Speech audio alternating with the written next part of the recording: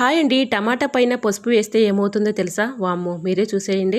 ఇలా టమాటా ఒక హాఫ్ తీసుకుని దానిపైన కొద్దిగా పసుపు, కొద్దిగా పంచదార వేసేసుకొని దానిపైన ఈ విధంగా తేనె కూడా కలుపుకొని ఇలా ఈ 3 కూడా బాగా టమాటా బద్దలోనికి వెళ్ళేటట్లుగా మొత్తం కూడా ఈ రసాన్ని మొత్తం అంటే పంచదార, పసుపు అలానే తేనె ఈ 3 కూడా బాగా అప్లై చేయాలండి. ఇలా ఈ బద్దకు అప్లై చేసిన తర్వాత ఇలా ఈ బద్దను మన ఫేస్‌కి ఇలా రుద్దుతూ ఉన్నామనుకోండి, మసాజ్ చేసినట్లుగా రుద్దుతూ ఉంటే మన ఫేస్ అనేది మంచి గ్లోయింగ్ అయితే వస్తుందండి.